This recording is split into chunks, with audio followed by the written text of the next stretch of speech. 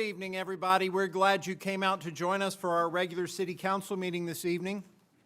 We did have another special meeting prior to this where we discussed the budget a little bit more, worked through some additional issues, but here at our regular meeting, not only will we take care of the business that's on the agenda, we'll also have an opportunity for citizen comments on public matters in a few minutes, and you can ask questions about budget or anything else going on with the city at that point in time.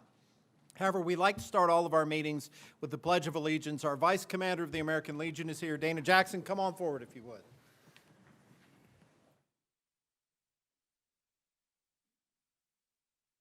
I pledge allegiance to the flag of the United States of America and to the republic for which it stands, one nation under God, indivisible, with liberty and justice for all. Thank you all. Please be seated. At this time, we'll ask that you join us in a moment of silence. You can use this for silent prayer, to reflect on the meeting, or however you like to prepare.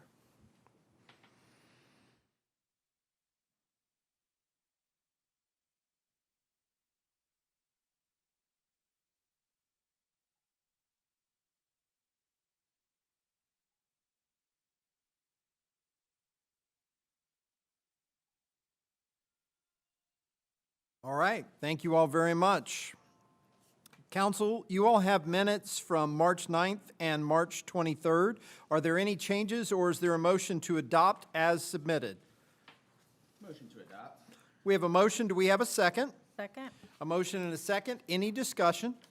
All in favor, please respond by saying aye. Aye. Any opposed? At this time, we will open the floor for citizen comments on public matters. We'll ask that you come down to the podium, use the microphone, state your name for the record. We do have a clock, 3-minute clock on the wall, so please keep your comments to 3 minutes. I did have some folks ask if they have a longer statement, can 3 or 4 people come together? We'll ask that you break it up among the 3 or 4 people, and each of you go no more than 3 minutes, and that should keep it fair for everybody. We are all neighbors here, so we'll ask that everybody continue to be respectful and polite as we deal with a lot of challenging issues. And at this time, we will open the floor for citizen comments. Please come down to the podium, state your name for the record.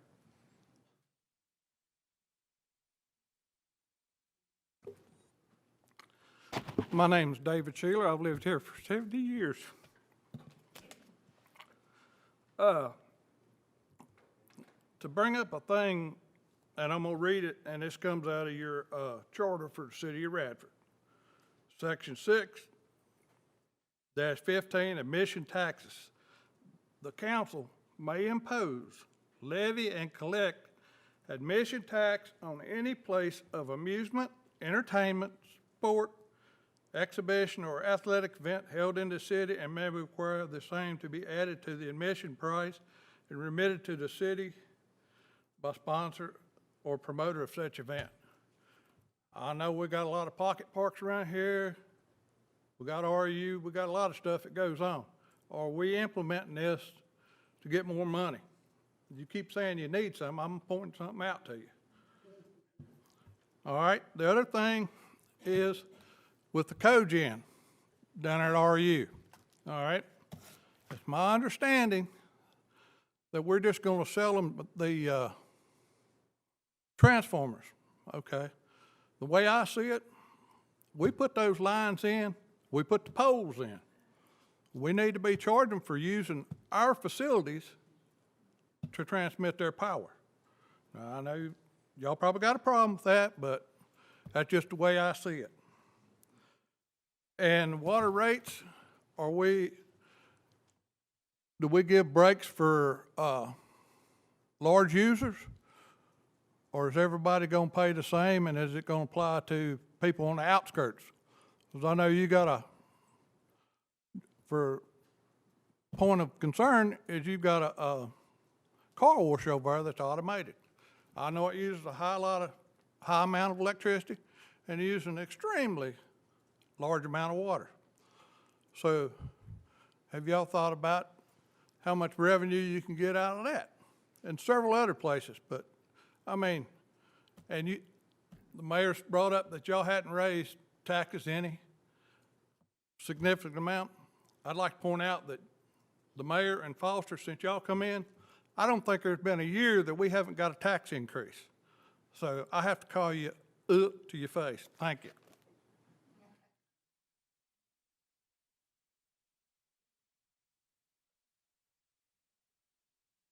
Steve Fry. I shared with you many ideas for you to consider during this budget process, and tonight I want to just focus on three. First, you should have a firm plan for the city's economic recovery and measurable goals, benchmarks, and an action plan. You should not be acting on feelings alone.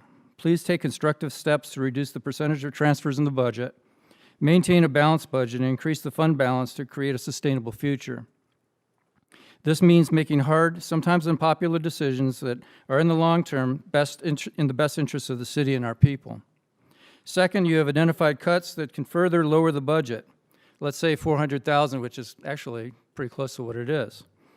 You can reduce electricity prices, or I would add water here, or cut the real estate tax rate. In either case, people will see an equal overall reduction. But if you cut the real estate tax rate, you will increase the percentage of the budget using electric department transfers.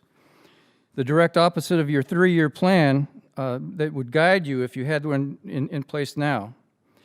You know there are many more people who would benefit from that cut in electricity prices, including those who rent trailers, small apartments, or small houses. Say a full professor from Virginia Tech makes $140,000 per year and owns a $300,000 house in Radford. She can afford the $12.50 per month originally proposed for the real estate tax. Then consider the elderly woman on a fixed income who rents and turns her heat way down, keeping a winter coat on indoors for much of the year to stay warm, and I know people like that. That electric rate cut would make a huge difference to her.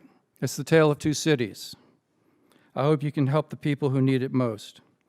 Third, you know that taking solar credits from homeowners without discussion, warning, or formal approval was wrong. You know solar homeowners give much more than what they take by stabilizing the grid on high energy days.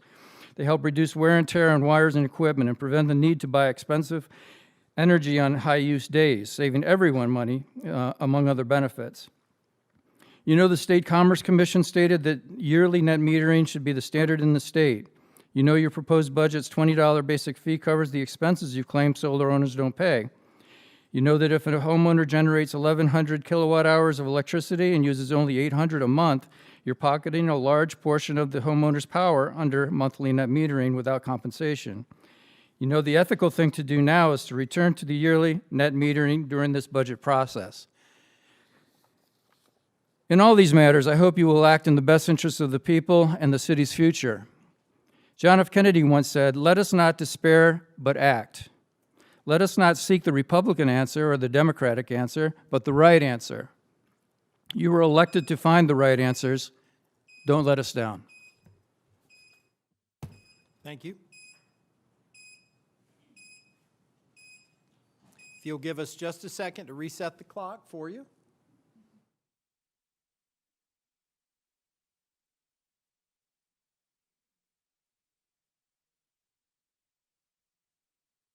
Okay.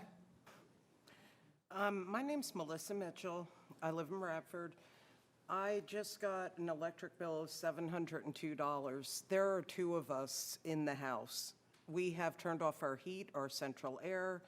I don't think it's fair on how much they charge with the wholesale tax, and something needs to be done about it. The bill before that's $600. I mean, I can prove this. It's ridiculous. It's a one-floor house, you know. Is anyone ever going to do anything about this? When your electric bill is close to what your mortgage is, it's a problem. And I just went on disability, and I can't afford this stuff. So we're taking away food, maybe, to pay the electric. It's wrong. That's all I have to say. I just want them to do something about it. Thank you for coming this evening. Thank you. Give us 1 second while we reset your clock, okay? Yeah, you know, my name's Charlie Meeks. I'm gonna run for city council this year. And a lot of you know I've been coaching in Radford for over 30-something years. But the one thing issue, I worked for the city for 14 years at the street department. And you're talking about the trash trucks needing another trash truck. And believe me, I worked up there, I've seen a lot of stuff. There's 3 extra trash trucks up there now. I don't understand why you would need another trash truck for the now.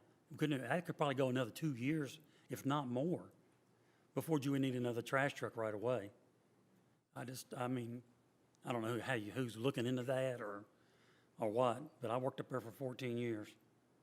And if the equipment's taken care of, like it should be, you shouldn't need another one. When's the last time you got a new one? I mean, that's all I got to say about that, but I will be running for city council, so Charlie Mix is my name.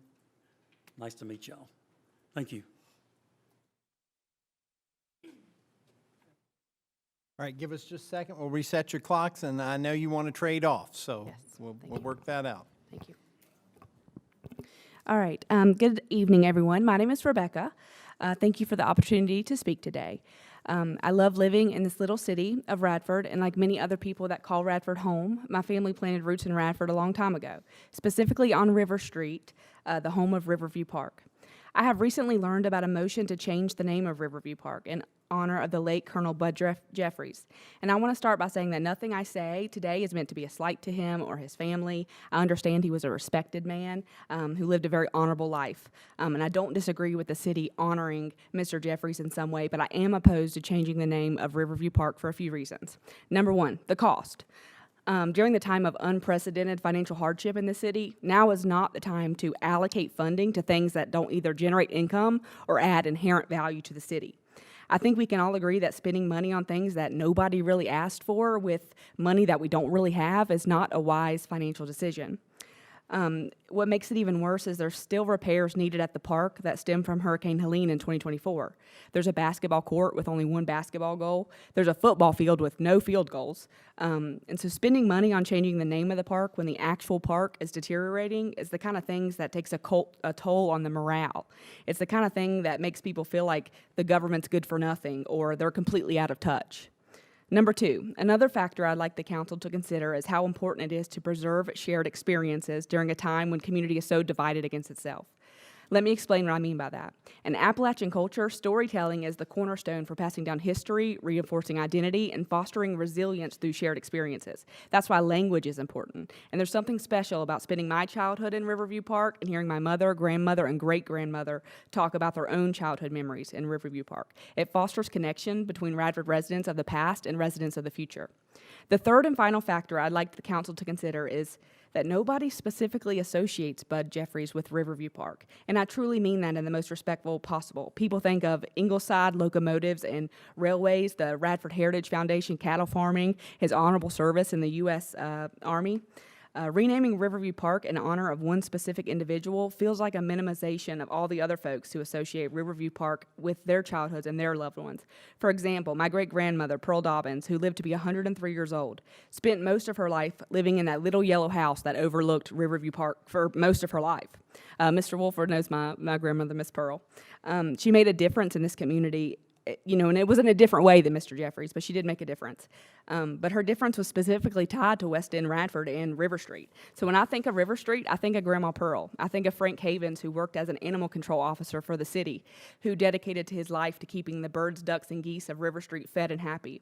I think of Randolph, who used to give me popsicles when I go outside. I think of a elderly lady named Ellen, who sat with me on her porch swing and listened to me practice counting to 100 while I ate all of her circus peanuts. None of these people are alive anymore, but they deserve to be remembered and honored too. I'm going to pass it to my mom to finish my last paragraph. Hi, I'm Sherry Feeney. I'm a lifelong resident of Radford, and my daughter Becca got all the public speaking skills, but here we go.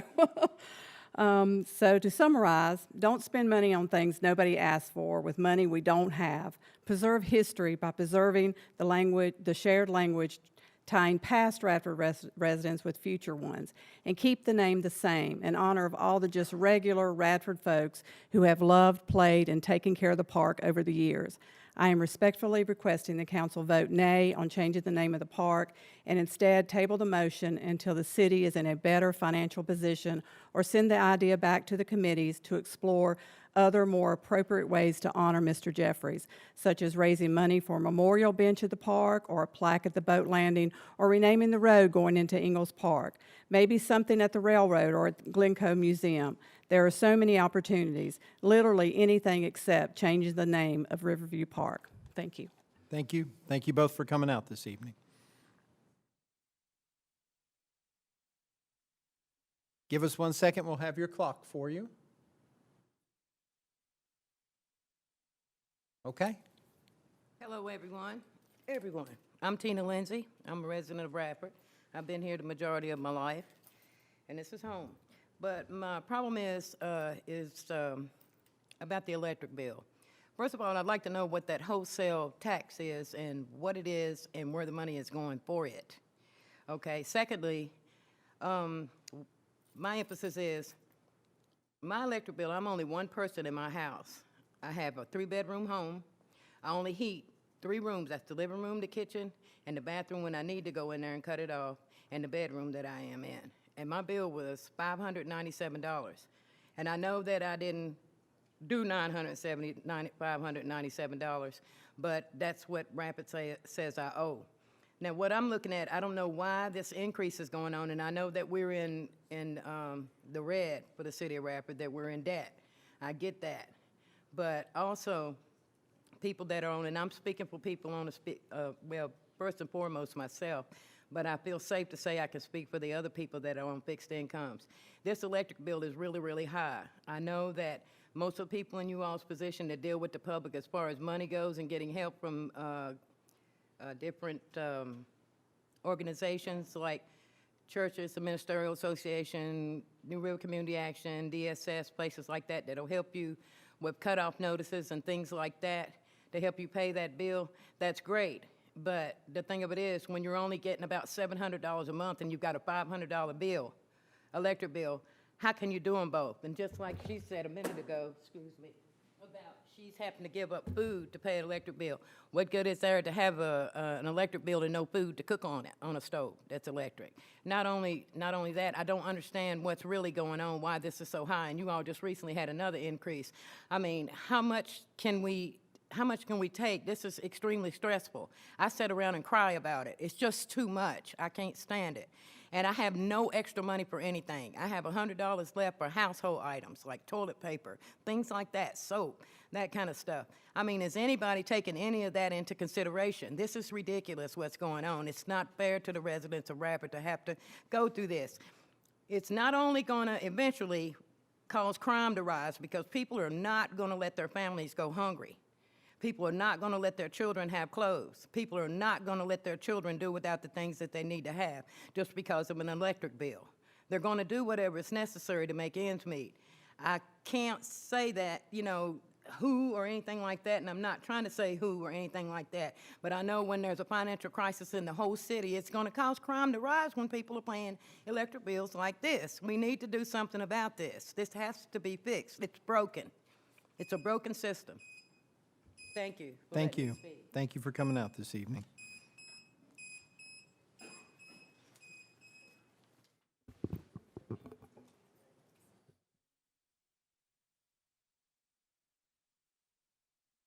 Just waiting on the clock. Ms. Fleischer, as soon as that hits, you can go. Okay? Okay. Hi, I'm Bill Fleischer. Fear not, I'm not going to ask anything about the budget, other than to say that I'm grateful to the city for past decisions with regard to the renovation of Glencoe Museum when that was donated to the city. I am also grateful for the modest yearly stipend that the city gives, though most of the functioning of that facility relies on donations and membership fees. I didn't realize until I started volunteering there just how many activities go through that place on an annual basis. And it's one of the few things in Radford that actually helps to tie the community together and gives some good positive things which we need presently. I would also like to encourage better advertising through the Chamber of Commerce or any of the entities we have within the city to advertise these events. And I realize that it's hard to quantify what that brings back to the city, especially in a monetary way. But it does. There's all kind of vendors that sell items there. And it also is a wonderful venue for the school children to display their art, and other local artists to sell their wares. It's also helped the city with regard to cost-cutting measures when the city chose to close the visitor center. And now it has a dual role of acting like a visitor center, a welcoming center, and selling the city merchandise. So I don't want to steal Scott's thunder. He's going to make a presentation later. But I just want to encourage continued public support for that facility and give you thanks for what the city does support presently. Thank you. Thank you, Mr. Fleischer.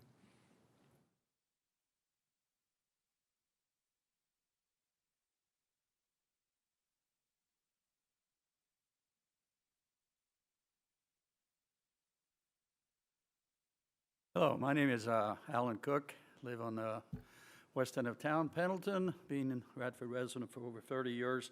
About 6 months ago, I was up here and I was requesting to review the property tax senior citizen discount. Well, I haven't heard anything, so I'm just up here putting in another request that, I know it's somewhat to do with the budget, but it really doesn't. I just want the form to be brought up to date for my own personal, and I've had people say, yeah, that's a good idea, we definitely need that. And there's also comments about that on the website, We Are Radford. But I'm just up here just to kind of reiterate the request, and it's important for me, and I think we should have that up to date. So to see if the rates, I have a chance to qualify or not, because I certainly don't under the low rates that are offered right now, the income and all that. And that's it. Thank you, sir. Is there anyone else who wanted to share comments during the citizen comment on public matters portion of the meeting? One more thing I can say. Sure. If you do want to say something, I think you had another few seconds. You could just say something very briefly. Okay. This is about, it only applies to the folks that are having to use the system, the help. It's about the cutoff notices. From my understanding, there hasn't been a cutoff notice until now, since June of last year. We can't get any public assistance help on our electric bills unless we have that. That's defeating the whole purpose. All that money that was sitting there, and I've been talking real closely with the Heating and Cooling Assistance and Crisis Assistance Program. They weren't able to give anybody any of that money to help with the electric bill. Then you, sooner or later, like May the 1st, people's lights click, click, click, click, everybody's getting cut off. But that time has gone by, and it was a result of Radford not getting the cutoff notices out there so we could get that help. So I wasn't able to get that either. So, I mean, somebody do something.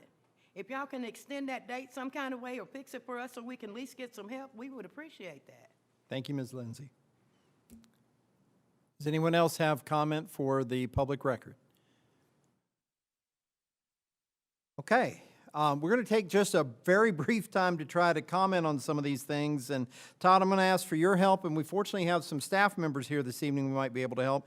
Can we talk all things electric first to start? Because we had several people talking about that. A lot of people question us each month on why their bill is so high when their usage is a certain number, and then they have that WPA wholesale power adjustment. Can you explain a little bit about what that is, where that money goes, and why we have to put that on the bill? So for that discussion, I'm going to defer to Tim. He can explain it in better detail than I can. I'm glad you're here where this that evening, goes. Tim. Thank you, Tim. Yes, the wholesale power cost adjustment is an adjustment annually to reflect our cost of wholesale power. We have for 20 years bought our power from Appalachian Power Company. When we first started buying that power, it was about 6 cents kilowatt hour. Now it has about doubled, 11 cents, 12 cents kilowatt hour. But that adjustment covers that wholesale cost. The rest of the cost of electricity is based on our operations and transfers that we make to the general fund. So you take all that together, and that's what goes into the electric bill. So the last few years, we've had to make a number of adjustments to that wholesale power cost and our rate. Can you explain a little bit about what's going on there? Well, without getting political, a lot of the cost increases, utilities had to adapt for carbon reductions that the federal government put on utilities. So they had to invest in windmills, they had to invest in solar plants. When they shut down coal plants, they also have to pass depreciation or costs on to customers if those plants aren't fully depreciated. Recent increases, Appalachian Power is short on capacity.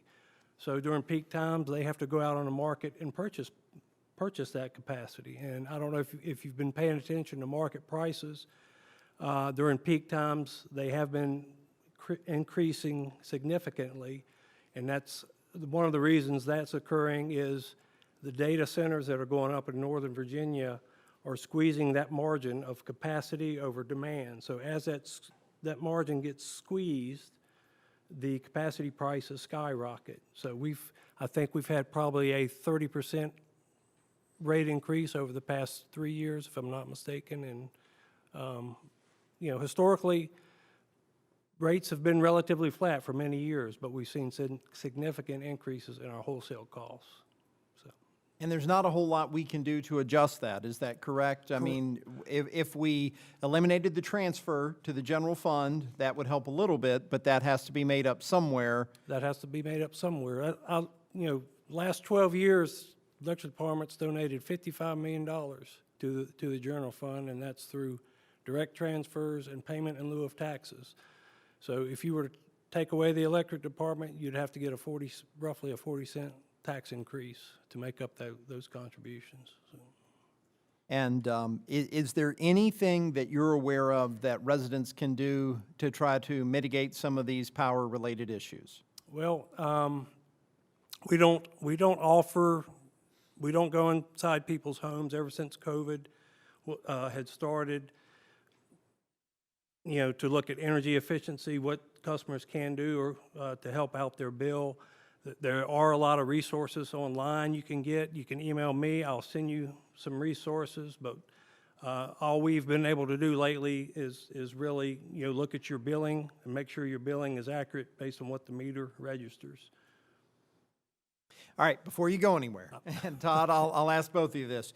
We had a question about the cogen facilities that'll be coming online, and I know we don't know everything about that, but if there is the use of city-owned facilities to transmit that power, how will that be dealt with? Is that something that's paid for, or how will that be addressed? Let me answer David's question on that. The facilities on campus, we did not build those. Radford University built those. But we do own the transformers on campus. And that's why we want to charge them for the transformers. We don't know the power lines that were put in down there in the 50s, because I helped put a few of them in. Well, they've done some renovations since then. So they paid for those costs. So we will not charge them for the campus infrastructure. Now, do y'all get paid if you get called out down there because the power lines are on there? They haven't called us in years. So. All right, and then the last thing was about the solar credits and what we're trying to do with that. And I know a big part of this was getting the study back that we had spent about 3 years working on that helped us understand where our rates and fees needed to be. What are our next steps to be able to address solar power with the customers that are in the city? Well, I have some good ideas. Nothing, I'm the person that I want to be fair with the customer and with the city on what if we get energy from the customer. So one of the things we have to do is make sure our billing system can handle anything, any idea that we come up with. While we were on our APCO contract, if somebody is overproducing energy, we could not pay that person for that energy. As of June, we can offset some of that energy cost. And that's called avoided cost to the customer, and a lot of utilities do that. That is something I would like to do. The next steps is to bring something to you all. You know, Todd and I get with the billing office to see what the billing office can handle. The Munis system doesn't do electric energy too well. It does some things really well, but not electric energy, so. All right. Thank you. Thank you for helping to answer those questions. Can we move on to water rates and large users, since that was brought up? Todd, the question was, as we're looking at increasing these water rates, if someone's an extremely large user, whether they're in the city limits or outside the city limits, what would we be looking at with that? Is there a discount, and why do we offer discounts for large users if that's the case? So I believe the 100,000 gallon level, if I'm remembering correctly, at the 100,000 gallon level, there is a discounted rate. So that does exist. It exists now. As far as asking for an adjustment on that, Hold on just a second. Okay, go ahead. So if the request is an adjustment on that, we would certainly have to do some calculation and see how that would impact the city's revenues. Okay. All right, we'll take a look at that as we're going through this process. I mean, we're taking good notes on all this stuff. It was also brought up about the trash truck that we discussed during our budget session. Why would we look to replace one of the trash trucks if we have 3 that are older that are still there as backups? So the backup trucks, the information that we have right now, these trucks look like they are depreciated over a 10-year period. And 2 of those trucks, so you have one that was purchased in 2007, 2008, and 2014. Those are the backups. So they're outside their 10-year replacement window according to our depreciation schedule. The 3 that are in service was purchased in 2018, so it will turn 10 years old in 2028. 2019, it'll turn 10 years old in 2019, and the 3rd one was purchased in 2023. So and I know we had quite a bit of discussion about it, about how you should, what data you should use when you're planning to replace one, but if it's years, that one will have 10 years on it in 2033. So we have 3 that are coming up in that 10-year window in the next 7 years.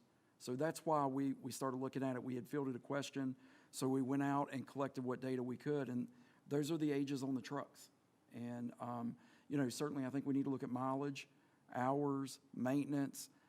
We can triangulate with more data and probably make a better prediction of when one's going to go out. But as of right now, it looks like 10 years. Okay. And then just 2 more things that I'll just briefly, hopefully help touch base on. On the senior citizen discount program, our Commissioner of Revenue is here. I know you're working on that, correct? And so at some point in the near future, we'll have something before us to consider an update to that. Is that accurate? Okay. Thank you. And I know we're not quite ready for that yet, so as soon as we're ready, and I want to say both our Commissioner of Revenue and our Treasurer are here, and they just took office 3 months ago, so they've been working to work through some of these. The cutoff notices is another piece. We are aware that the previous treasurer didn't send out cutoff notices for quite some time. The new treasurer came in. We could not do cutoff notices, I believe, during cold weather months, and so this is the first opportunity to revisit that as a business practice. Is that accurate? That is accurate. So there's a couple of factors. If you look at Virginia code as far as utility notices go, if it is under 4 hours, then you cannot send out a notice. Guys, remember during March, what would happen? It would get warm, it would get cold. It would get warm, it would get cold. So we just kept having to hold. There's also the factor that there's been some changes in what's required on the bill. I came into office, and one of the first things one of our lovely electric over here told me is the bill, if you give a delinquency notice, it has to be in Spanish in Virginia.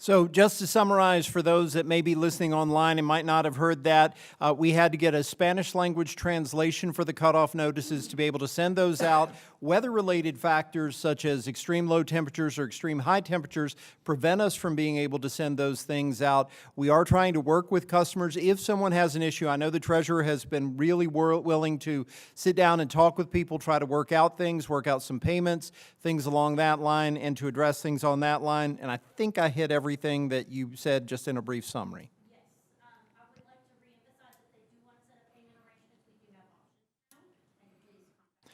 So we have options. Contact the treasurer's office if you need to talk payment arrangements and try to work through things along that line. Can I ask a question before we leave the Revenue, Commissioner of Revenue? Do we have a time frame that the change would have to be made, or can it, as long as it's done before the next tax bill, or do we know how that works? Whoop. Ms. Kelsey and I have been in communication. It will be on your April 27th agenda. Okay. All right, but is the answer, we could make a change and then the tax bill for what's coming up, June, July? Correct. If we made a change, then it would be effective for the next? Yes. Okay, thank you. So as long as it, so we, when I received the certified tax rate on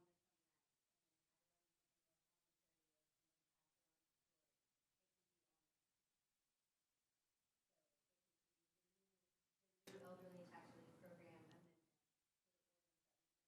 that I'm proposing. Okay. So in other words, it's going to be tight time-wise, but we can potentially do that. And of course, we as a council have to look at it because there will be a cost associated with it, and that's not been factored in to anything we've talked about yet in the budget. And so that's something certainly we want to consider, that we need to consider, but that's something we would have to take into mind. I think we hit most things for the folks who wanted to talk about Riverview. We're going to talk about that later in the meeting, so I hope you all can stay a little bit while we have that discussion, and we'll go from there. And I think that covers just about everything. Thank you all so much for coming out. We always want to hear from people, even if it is a difficult discussion to have. As you can see, we're more interested in finding answers and solutions than to just defer the problems. Unfortunately, sometimes the answers are not what we want to hear and go from there. But I'll open it up to the rest of council if anybody has anything else they'd like to add. I think we touched on everything, and I just want to say, Beck, I appreciated I thought it was very well thought out and a good perspective, so I appreciated that. So I think that was all I had to add. Anybody else? All right, thank you all so much, and I think this discussion is very good for our community because these are all things that we need to consider as we continue to move forward as a city. None of it's easy. All right, at this time, we are excited to call forward our Chief of Police and a whole group of folks to talk about our presentation as a certified crime prevention community.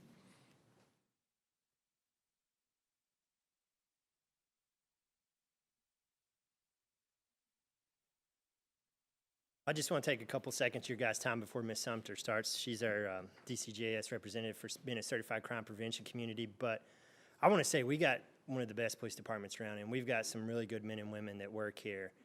And I want to say that this opportunity to be a certified crime prevention community comes not as a mandate by the state, but something that we chose to take on about a year ago. And this doesn't happen without a good coordinator. And I can't speak enough about Emily Height and the things that she did to ensure that we become a certified crime prevention community. When you look at our core values and the goals that we set, you'll see where our true heart's at, and that's the elderly and the youth in our community. So this is something I'm excited about. We had this designation some time ago, and it just fell by the wayside, and this is a great day for the city of Radford, a great day for our community, but I'm definitely excited to be a part of something that's moving us in the right direction. So without further ado, this is Ms. Sumter with DCJS. Good evening. Will you pull that microphone down just a little bit? Thank you so much. Sorry, I'm short. No, you're fine. I'm Tina Sumter, as the chief said, with the Department of Criminal Justice Services, and I am honored this evening to be before you to present the City of Radford with a certification. But before I present the certificate, let me give you a brief history on the Certified Crime Prevention Community Program. The Certified Crime Prevention Communities Program was developed by the Department of Criminal Justice Services and approved by the Commission in 1998 executive order where Governor Gilmore charged the Commission with the responsibility of advising him on new initiatives to promote community safety, particularly youth and family safety. The Commission asked the Department of Criminal Justice Services to recommend programs that foster the development of community safety initiatives at the local levels. From the 1993 Crime Commission study, Certified Crime Prevention Community Program was designed and approved. Out of all the communities throughout Virginia, including the city of Radford, there is a total of 17 certified crime prevention communities, and that's out of over 400 communities that is eligible to apply for the certification. To obtain certification, the city of Radford submitted application for certification.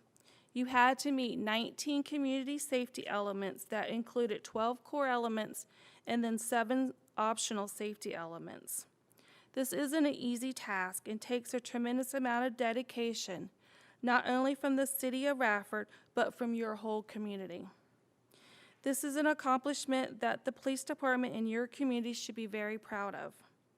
Throughout the review, it became clear that the success of the city of Radford prevention efforts is due to 4 factors. And these factors are community interactions, the dedication of Radford Police Department personnel not only to the police department, but to their whole community, program development, and then finding ways to bridge the identified gaps within your community. Highlights of your application is that the Radford Youth Adult Partnership Coalition Subcommittee was formed to engage the community in crime prevention efforts and to identify resources that can improve safety. The faith and badges were rebanded in 2022. In 2025, the program hosted 2 official meetings. They have updated their contact information for 28 churches within your community. The summer of 2025, the Eddie Eagle program was implemented. The program has taught 120 third grade students in 2025. The department has connected many efforts to take in custody firearms that were related to crimes in 24, 23, and 25. On January 13, 2025, the City of Radford application was presented to the Criminal Justice Service Board and approved for certification. On behalf of the Secretary of Public Safety and the Director of Department of Criminal Justice Services, I would like to present the City of Radford with your Certified Crime Prevention Certificate. I would also like to thank you, the City Council, for supporting your community. The Chief, Sergeant Height, and his staff for the dedication to your City of Radford. Congratulations. Well, thank you so much. Come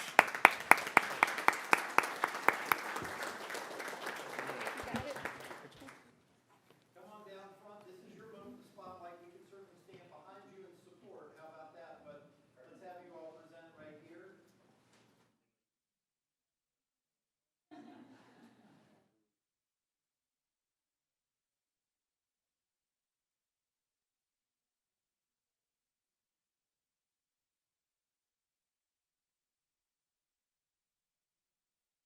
I think our police department deserves a round of applause.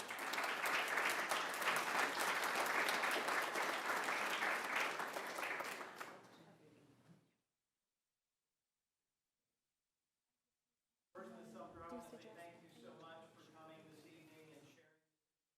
Thank you. We really do appreciate you all recognizing our police force and the hardworking officers and staff.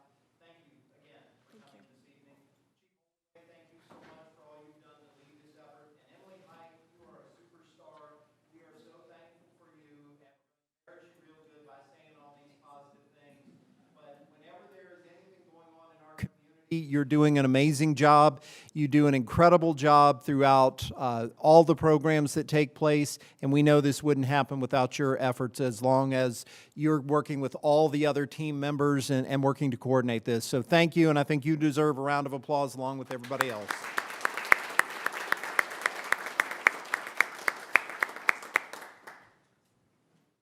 All right. That's That's good news. And you know, it takes a lot of work to do this. It's connecting with people. It is helping to make a difference in lives and to try to help move things forward. It is an absolutely wonderful part of our community. We do have some proclamations this evening. The week of April 19th through the 25th is state and nationally recognized as National Laboratory Professionals Week. The week is recognized to celebrate the medical professionals who play a vital role in healthcare and patient advocacy and who support the critical high standards of healthcare. Kelly, I believe you have a proclamation for us this evening. I do. City of Radford Proclamation Medical Laboratory Professionals Week. Whereas medical laboratory scientists and technicians are vital healthcare professionals who provide essential laboratory services contributing to the accurate diagnosis, treatment, and prevention of diseases. And whereas laboratory professionals, including pathologists, scientists, and technicians, work behind the scenes to deliver precise results from blood tests to molecular diagnosis that guide patient care and safety. And whereas it is estimated that 60 to 70% of all decisions regarding a patient's diagnosis, treatment, and management are based on the laboratory tests that these dedicated professions perform. Whereas they are crucial members of the healthcare team, ensuring that accurate and timely test results are provided to physicians and other providers to inform patient care decisions. And whereas during the COVID-19 pandemic and everyday health challenges, these laboratory professionals have demonstrated unwavering commitment, technical expertise, and dedication to public health. And whereas the week of April 19th through the 25th, 2026, has been designated as Medical Laboratory Professionals Week to recognize the critical work they do to improve lives and advance medical science. Now, therefore, we, the City Council of Radford, Virginia, do hereby proclaim April 19th through the 25th, 2026 as Medical Laboratory Professionals Week in Radford and encourage all residents to recognize the invaluable contributions of laboratory professionals in ensuring the health and safety of our community. I would like to make a motion to make this a proclamation. Thank you very much. We have a motion. Do we have a second? Second. A motion and a second. Any discussion? All in favor, please respond by saying aye. Aye. Congratulations to all of our National Laboratory professionals. We appreciate the medical lab science folks who help us, and I will be sure to deliver that to some of the folks that I know. It is also National Library Week coming up April 19th through the 25th, and the theme this year is Find Your Joy. This week recognizes the significant contributions that libraries make in meeting the community's economic needs, providing a place for education, opportunities for lifelong learning, as well as offering a host of community services for citizens of all ages. We have a proclamation that recognizes Find Your Joy locally and encourages our residents to visit the Radford Public Library. Before I get to that proclamation, I would like to add, Radford Public Library recently received an award from the Virginia Public Library Directors Association for Outstanding Program for Children, Radford Reads with Radford University in 2025. Radford Reads is a collaboration between Radford Public Library, Radford University Teaching Resource Center, the School of Teacher Education and Leadership, and University Libraries, as well as Radford City Public Schools. In April 2025, author and illustrator the duo of Carol Boston Weatherford and Jeffrey Boston Weatherford, presented on Radford University's campus at the Teaching Resource Center to talk with early education students. They also visited Belheath third graders as well as delivered story time at Radford Public Library. We also want to share that our library director, who's here with us this evening, Elizabeth Sensabaugh, has two staff members, Duncan Hall, who's a full-time member, and Alyssa Long, a part-time member, who graduated in December from the University of North Carolina at Greensboro with their master's in library and information science. So kudos on all of that. Before we get to that and all the applause that we're going to give you, we have a proclamation. National Library Week 2026. Whereas libraries spark creativity, fuel imagination, and inspire lifelong learning, offering a space where individuals of all ages can explore new ideas and be drawn to new possibilities. And whereas libraries serve as vibrant community hubs, connecting people with knowledge, technology, and resources while fostering civic engagement, critical thinking, and lifelong learning. And whereas libraries provide free and equitable access to books, digital tools, and innovative programming, ensuring that all individuals, regardless of background, have the support they need to learn, connect, and thrive. And whereas libraries partner with schools, businesses, and organizations, connecting the dots to maximize resources, increase efficiency, and expand access to essential services, strengthening the entire community. And whereas libraries empower job seekers, entrepreneurs, and lifelong learners by providing access to resources, training, and opportunities that support career growth and economic success. And whereas libraries nurture young minds through story times, STEAM programs, and literacy initiatives fostering curiosity and a love of learning that lasts a lifetime. And whereas libraries protect the right to read, think, and explore, standing as champions of intellectual freedom and free expression. And whereas dedicated librarians and library workers provide welcoming spaces that inspire discovery, collaboration, and creativity for all, and whereas libraries, librarians, and library workers across the country are joining together to celebrate National Library Week under the theme, Find Your Joy. Now, therefore, be it proclaimed by the Radford City Council that April 19th through the 25th, 2026 be known as National Library Week and encourages all residents to visit their library, explore its resources, celebrate all the ways that the library helps our community find joy. I'd like to make a motion to accept this proclamation. Do we have a second? Second. We have a motion and a second. Any discussion? All in favor, please respond by saying aye. Aye. And let's give a round of applause to our library. Come on down. You all want to join us?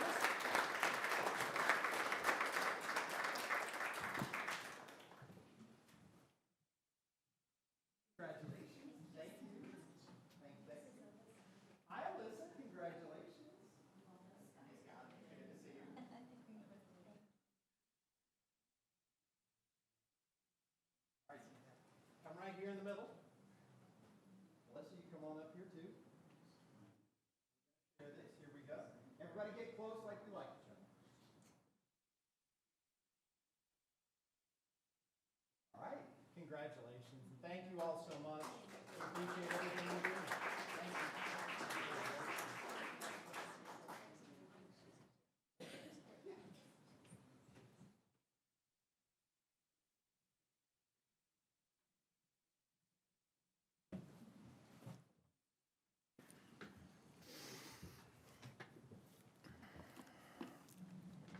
It is wonderful that even when we have challenging times, we have an opportunity to celebrate our police department, our library, and wonderful things that make our community the great place to live that it is. We also help take care of folks when they've been through challenging times. And the week of April 19th through the 25th, 2026 is also recognized as National Crime Victims' Rights Week. A local proclamation has been requested by our Victim Witness Office, and the proclamation calls on our citizens to recognize the emotional, physical, psychological, and financial effects of crime on its victims, as well as highlights the programs, service providers, and criminal justice professionals who respond to the needs of victims of crime. I believe Jesse has a proclamation for us this evening. Yes. City of Radford Proclamation, National Crime Victims' Rights Week. Whereas the term victim is more than just a label and has legal standing and protections that go along with it. And whereas Crime Victims' Rights Acts passed here in Virginia and at the federal level guarantee victims the right to meaningfully participate and use their voice in the criminal justice process. And whereas victim service providers, advocates, law enforcement officers, attorneys, and other allied professionals can help survivors find their justice by enforcing these rights. Whereas including and elevating the voices of survivors makes certain they are heard and seen and creates a path to forging and sustaining community trust. And whereas engaging survivors creates responses and services that are credible, meaningful, and centered on individual needs. And whereas National Crime Victims' Rights Week provides an opportunity to recommit listening to crime survivors in every space where decisions are made that could impact them. And whereas Radford City, Floyd County Victim Witness is hereby dedicated to amplifying the voices of survivors and creating an environment where survivors have the confidence that they will be heard, believed, and supported. Now, therefore, the City Council of the City of Radford does hereby proclaim the week of April 19th through the 25th, 2026 as Crime Victims' Rights Week and reaffirms our commitment to creating a victim, service, and criminal justice response that assists all victims of crime throughout the year, and expressing our sincerest gratitude and appreciation for those community members, victim service providers, and criminal justice professionals who are committed to improving our response to all victims of crime so that they may find relevant assistance, support, justice, and peace. I would make a motion that we accept this proclamation. Thank you, Jesse. We have a motion. Do we have a second? Second. A motion and a second. Any discussion? All in favor, please respond by saying aye. Aye. Thank you very much. Do we have someone here who wants to accept the award? Come on down. I also want to mention that we do have our 5K coming up on the 25th as well to support this program. So come on forward.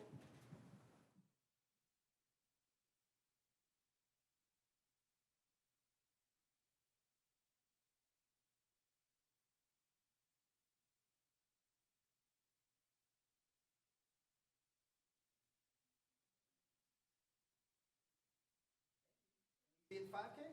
All right, I'll see you there. Visit Park, Saturday the 25th.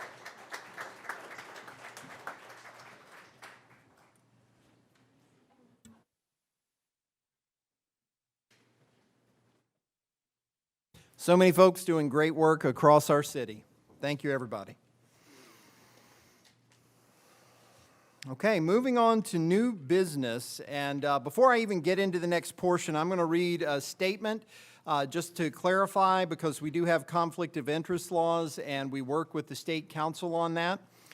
The next matter we're about to talk about, which is an addendum to the Radford University Foundation Ready Performance Agreement, as well as the Ready Grant Performance Agreement in itself, involves an application for an economic incentive requested by the Radford University Foundation.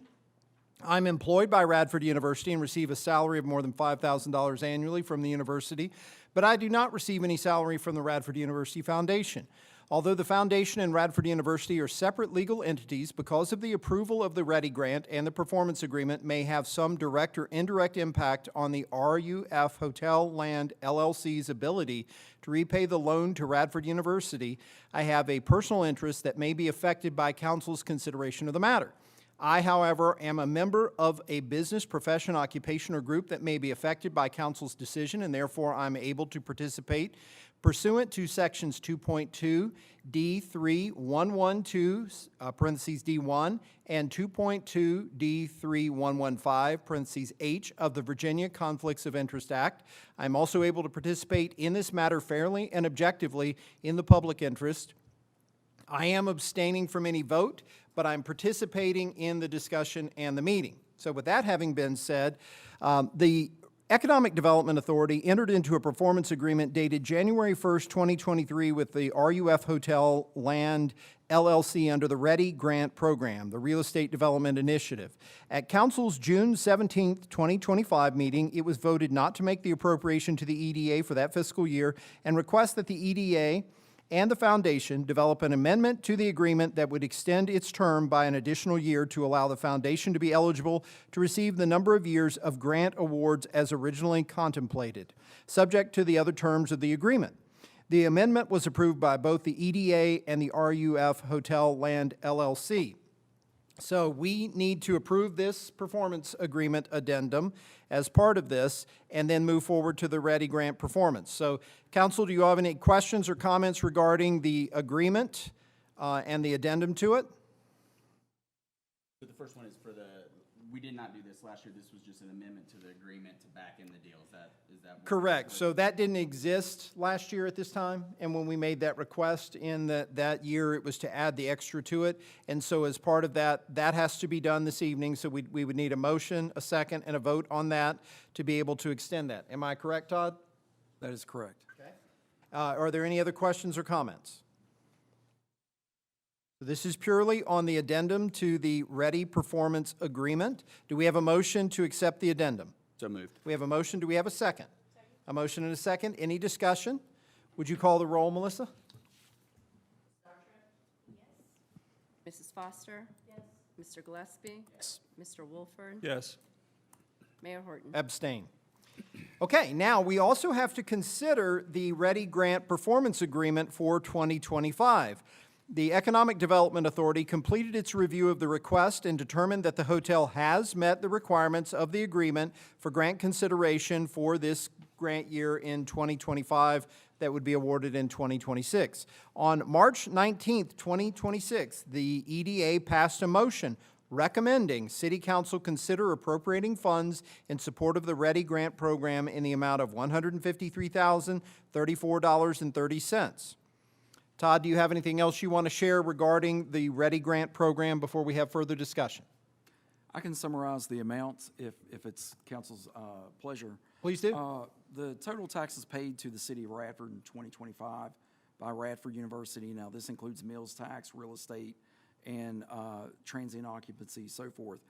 The total taxes paid are $512,000. Excuse me, let me start that again. $512,687.52. What is before you for your consideration is the refund to them of $153,034.30. The net profit from the Highlander Hotel to the city is $359,000. Excuse me, I'm having trouble. $359,653.22. So that is the net profit to the city from the READY agreement.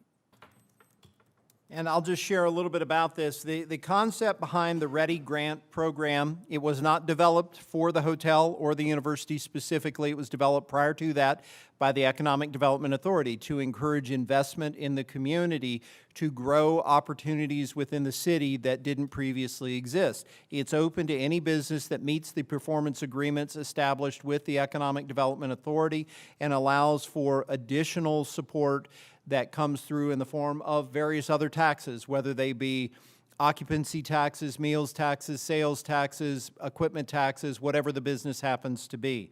So having said that, that's a little bit about why the program exists. This wasn't just created just for the hotel. The hotel qualified for it after the program existed, after it was created by the Economic Development Authority. Council, I'll open the floor. Do you all have any comments or questions? I do have a comment. I'd kind of briefed with Todd with this because I think there was some confusion on the 359 net profit that we have. I think needs to be a clarification that a lot of these are pass-throughs. They're not direct expenses, okay? It's almost as an escrow agent where if a meal, sales, or lodging is collected by this foundation, it is held, sent to the state, and then just distributed to localities just like Sal's or anywhere else. That is not an expense line item, correct? That would be more like a short-term liability where they are collecting that from the customer or whoever has stayed there or ate a meal there. It is then passed on to the state and then distributed to us on a quarterly basis. So meals tax is collected by them for the city. That is correct. It's a pass-through for the business. For the hotel, just like any other restaurant that's turning over the meals tax. Same with transient occupancy tax. Those actually are paid directly to the city. They don't funnel through the state. Now, sales tax, that goes to the state and then comes back to us. But those are collected by the hotel, just like any other business. They're going to collect it at the point of transaction and turn that over to the city. Is the lodging on a monthly basis or a quarterly basis? I guess it is monthly. Okay. All right. Thank you for that because I did have some questions about that, if that was an expense or how that was allocated. But like anyone else in the city that whether it be a different hotel, different restaurant, or anything like that, that's the same process that they follow as well. That's correct. The meals tax is a pass through for the business. Yes. Any other questions or comments? Well, I have a comment to make. Sure. I would like to suggest that we approach them again this year to see if they would entertain us extending another year and not paying them again this year. I'll open that up to anybody else. I will say last year when it was brought up, that was an absolute no, that was not a possibility to do this another year. I can't speak for anybody else, but that would not likely happen. I can't say for sure because other people have to be considered, but. Well, since, I'm just thinking since we're making some headway that they might be entertain it. So we can't lose by asking. Okay? So what's the pleasure of the council? Should we table it to discuss more internally? I would like to table it to discuss. We're right in the middle of trying to figure out some of our budget things on our own. Guy, has Okay. some concerns or reservations, so I would like to table it to have some more discussion and thought. So we have a motion to table. Do we have a second? Second. A motion to second. Any discussion? All in favor, please respond by saying aye. Aye. And I'll abstain. Now, are we on a time limit with this? It says 30 days. So do we So- need to do anything? You have to consider it within 30 days, and you've met that obligation. You've considered it Okay. this evening.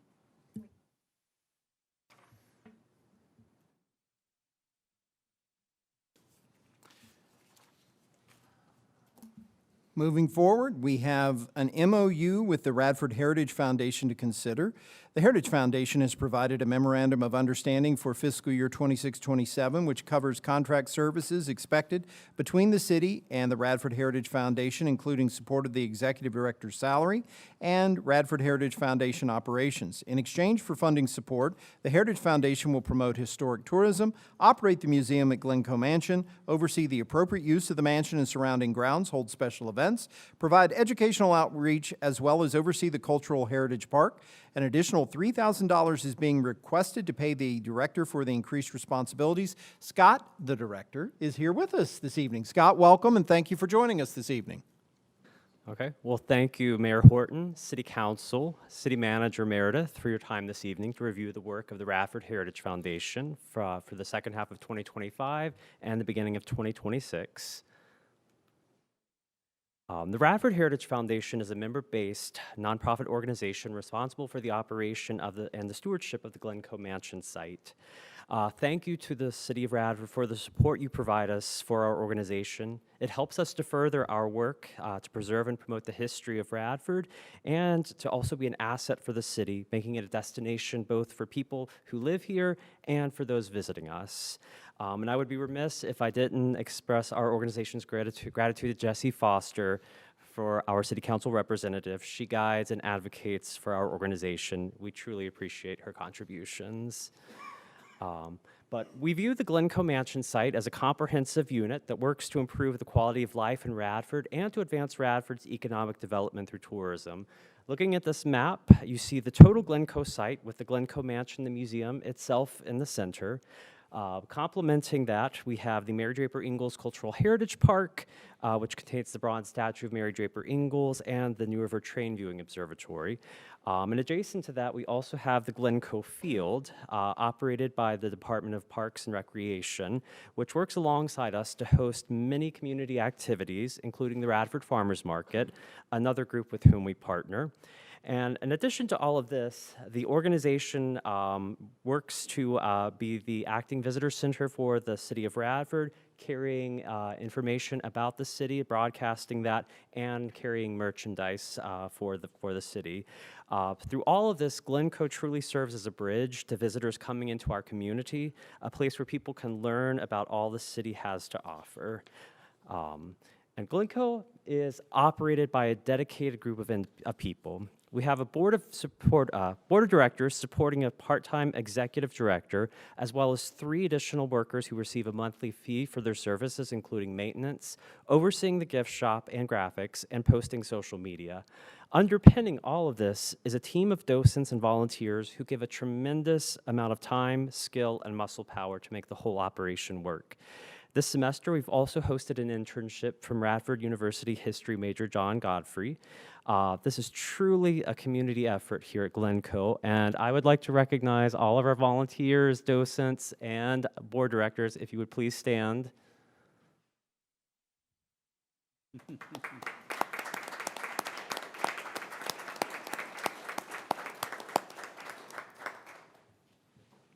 The museum exists because of you guys, so thank you, thank you.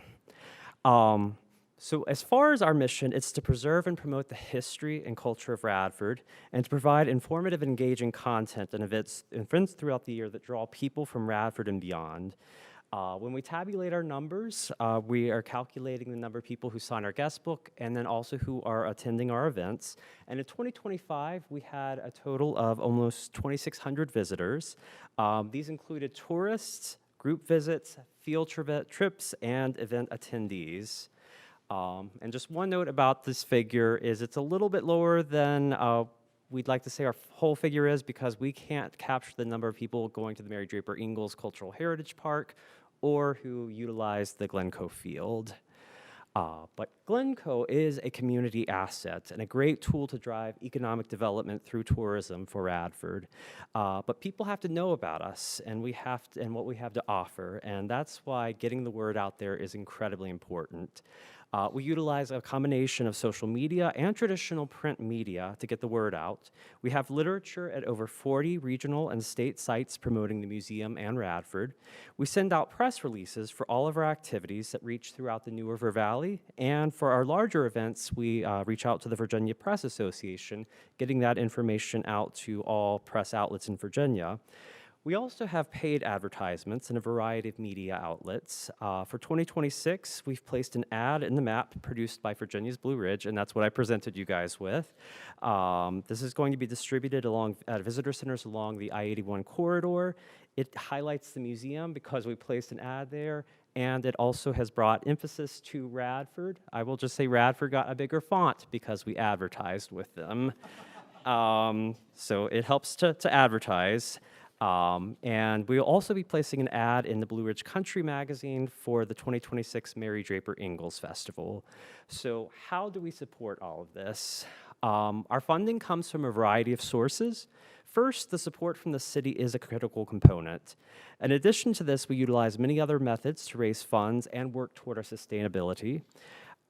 We maintain a yearly membership to support our work, and in 2025, we had over 100 memberships, raising $20,500 for the museum.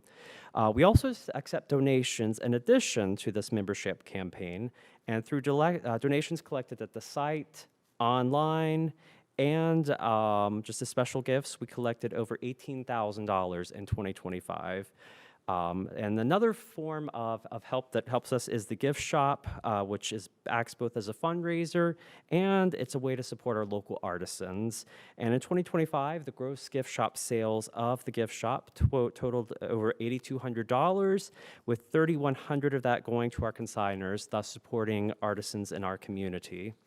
And grants are another key aspect of our funding. In 2025, we received $8,700 in grant funding for our projects.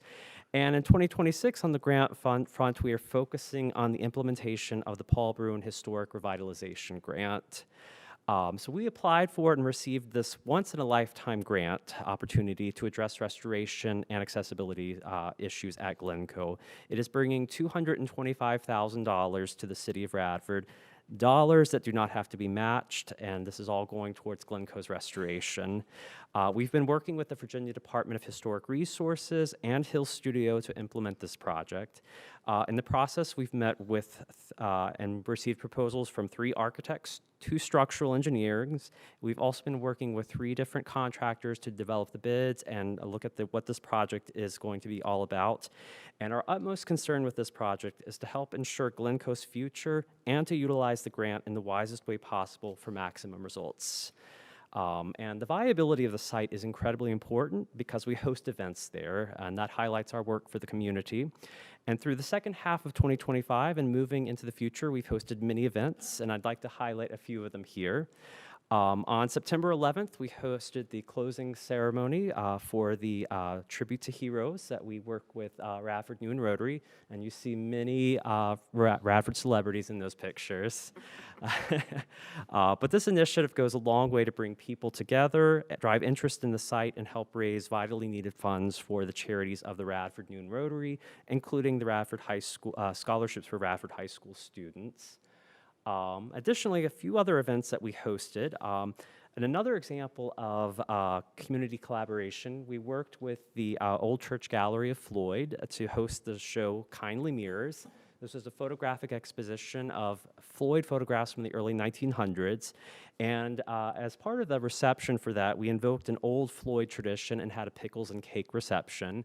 And if you've not tried it, it is actually a really great combination to try. Apparently, the Floyd people knew what they were doing in the past. We've also worked for our second year for 2025 to have the Glencoe Sessions in collaboration with Friends of the Blue Ridge. And for this season, we had an outstanding sellout performance by Addie Levy and the Avalanche. And we also featured Caitlin Crisco Trio, who tours internationally, Newfound Gap, and Highland Reverie. And we are now looking forward to the third season of the Glencoe Sessions, which has actually now grown to include the Fishburne Sessions in Roanoke. So as part of this partnership with Friends of the Blue Ridge, the musical acts will perform Friday evenings in Radford and will perform Thursday evenings in Roanoke at the Fishburne Mansion. So there will be multiple opportunities for these artists to be heard in the community. And then we also, at the end of the year, hosted our holiday open house, and that gave the opportunity for individuals to come see our exhibit, our Christmas-themed exhibit called A Celebration of Light, celebrating the 150th anniversary of the Glencoe structure. And also just about celebrating the light and joy of the season. And just a couple days after that, we hosted our holiday, handcrafted holiday market, and it had featured over 20 artisans, and it had an amazing turnout. We had 130 people come through the museum in one day, and it was a tremendous boost to our gift shop sales. So these events are very important. And then just recently, we hosted the opening reception for the Radford City School Art Show. And it was a tremendous success. We had tons of kids and their families come see their works. There is still plenty of time to see the works. They were up through our April 30th.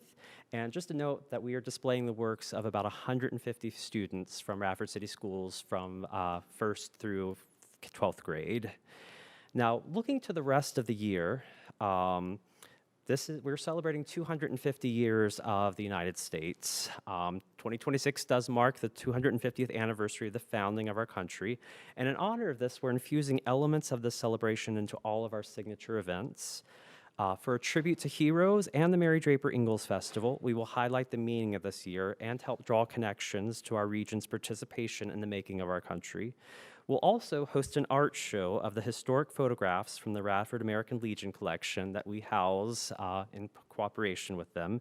And as one of our art, and then we're also going to theme our Christmas display on the 250th anniversary. So there are a lot of great things happening, and some of them are actually happening just in the next couple weeks.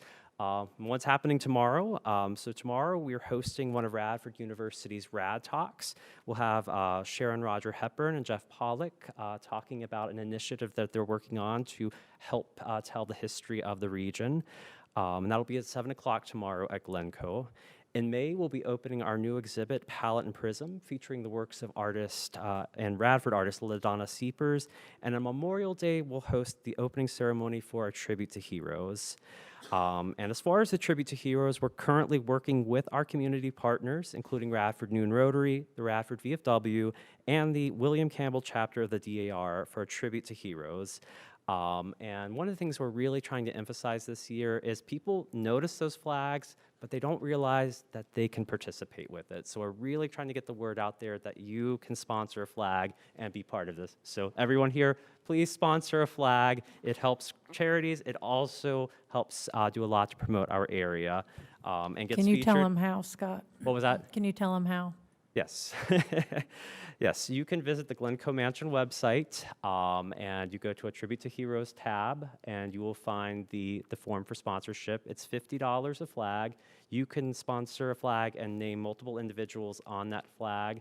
And if you've sponsored in the past before, you're more than welcome to sponsor again and sponsor new individuals. There are plenty of heroes to go around. But that's a snapshot of what we've been working on the last part of 2025 and going into 2026. And I thank you all for your time and consideration. And do you all have any questions? I just have to say, wow, incredible job to you and all of the volunteers and the entire Heritage Foundation crew. all the staff, all the team members who helped make this happen. Thank you. These are wonderful activities, wonderful programs, wonderful ways to highlight our community. I think we're all very appreciative. I wanted to point one thing out. I don't know if you all noticed, one of the events that's coming up this year is the American Legion photographs. Can you tell us a little bit about the origin of where that concept came from? Yes, yes. So we've been working with our city council representative, Jessie Foster, and she's working alongside the American Legion to help preserve their building. But that site has quite a few issues before it can be used again, and they were holding a valuable collection of documents and photographs, including a lot of World War I era photographs.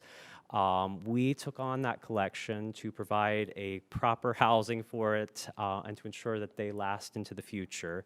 And thinking about this 250th anniversary, we thought it would be a great way to kind of celebrate the military history, tie into just all the aspects that are part of our history. So we're looking forward to that exhibit.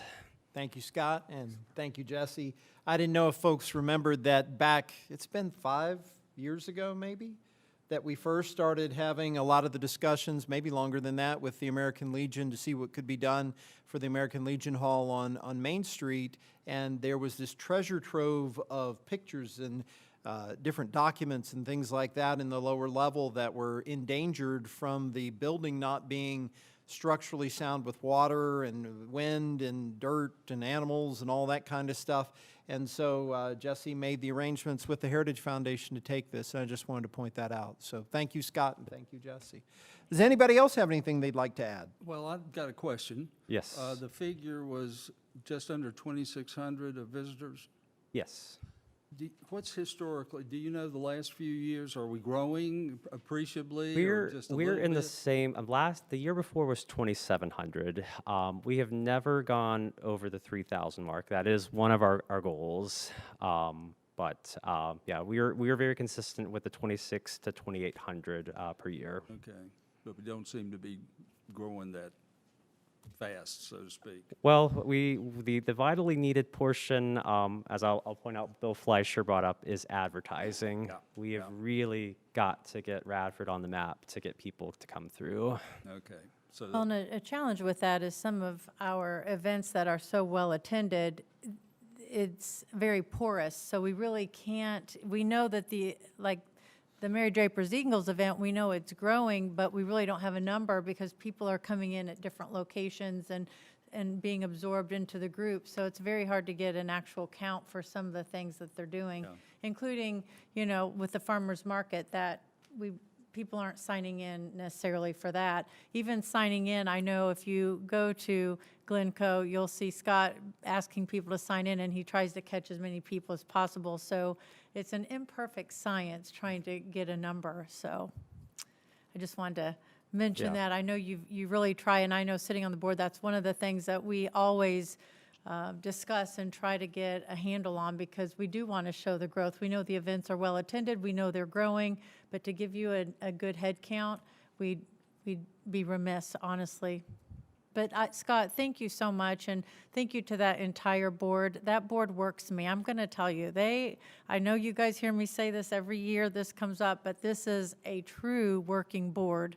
They do a lot for our community, and I appreciate that you've taken on a larger arm with tourism and making sure that we still have a voice and a face out there. So thank you to everyone who is involved with that. And you do a very nice job in your presentation. Thank you, thank you. I'll tie on to everybody's thanks. Thank you, Scott. Every year you give us a very nice presentation, and Glencoe is a treasure, and I know that you do everything to restore, enhance, and grow it year after year, and really appreciate all your efforts. And again, thank you for all you do. Thank you. All right, Council, I'd like to make a motion that we adopt the memorandum of understanding. Do we have a second? Second. We have a motion and a second. Any discussion? All in favor, please respond by saying aye. Aye. Any opposed? All right. Thank you. Very much. Congratulations.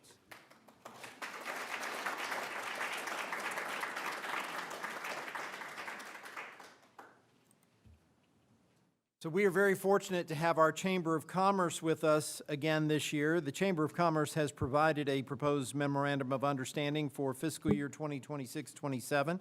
And generally, the services include assistance in economic development, involvement in local government initiatives, fostering of communications, Festival of Lights support, promotion of Radford tourism and businesses, increased marketing, and we have a report here. Our new president of the chamber, Dee Dee Kennedy, is here, along with Sarah Turpin. So I'll turn the floor over to you. Mayor Horton and council, we just appreciate this opportunity to come before you to present the mission of the Radford Chamber of Commerce. The partnership that we share with you is invaluable to our business community. And so as we're going to be as brief as we can, that's a hard act to follow, I must admit. So we will try to be brief, but we do want to take a moment not only to thank you all, but to thank our board of directors. Does this work, Melissa? It does. Awesome. So we do want to thank, these are all volunteers, as you just said with Glencoe. Work cannot be done without having a group of dedicated individuals who support the work of the chamber. And also would like to give a special thank you to Councilwoman Foster for being the liaison to our board, and we appreciate the work and the support that she provides us. I would be remiss if I did not give a huge thank you right now to Dan McKinney. Dan is here in support of us tonight. Dan is the past director. He had served in some capacity with the chamber, whether on the board or as the executive director we lost count of the number of years, but Dan has been a staple and a steadfast member of the Radford community. I'm not going to read this. You all have this in front of you, but just as a note, a personal note in there to you all from Dan. So we want to appreciate that. The work that you will see here is a direct result of Dan's work throughout 2025. The chamber secured new memberships, greater social media awareness.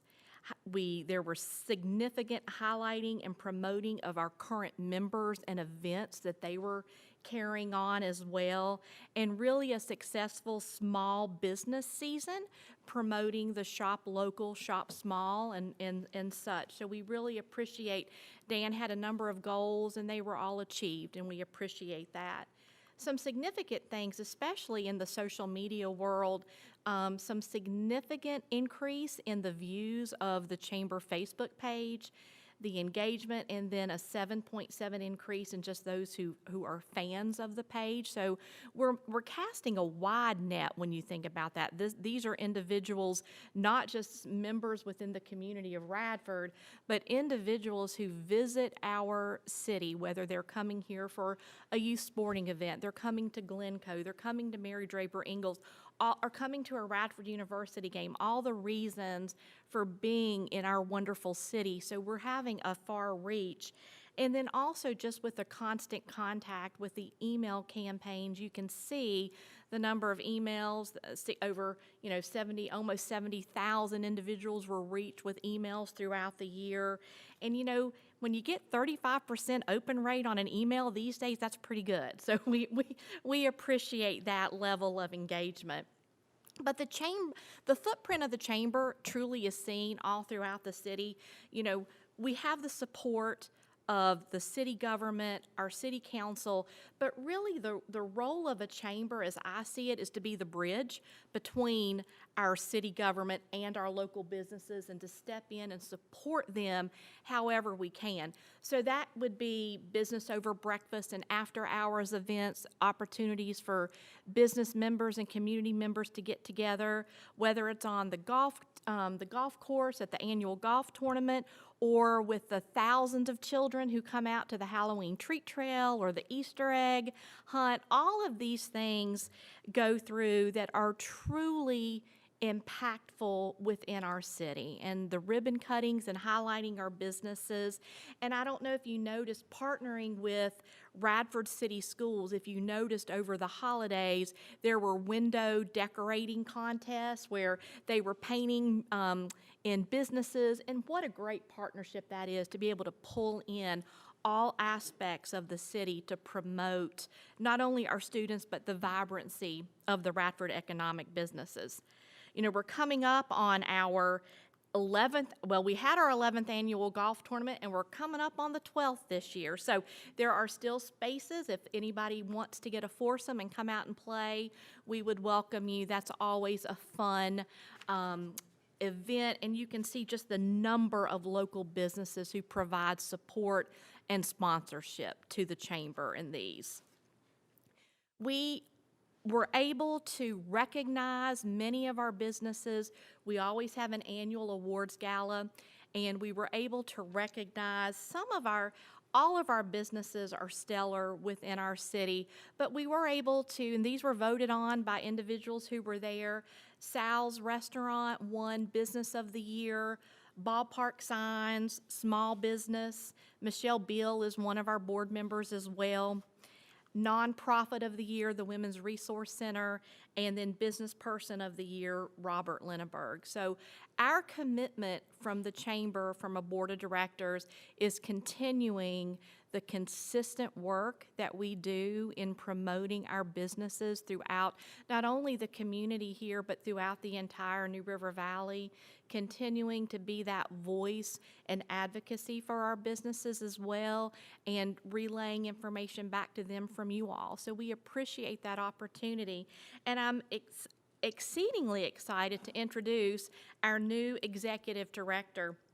So you've got a little bit of her bio there in your report, but Sarah Turpin is not new to the New River Valley, not new to Radford. She is a product of Radford City Schools, a double alumna of Radford University, and now she's bringing back her talent back home to the community.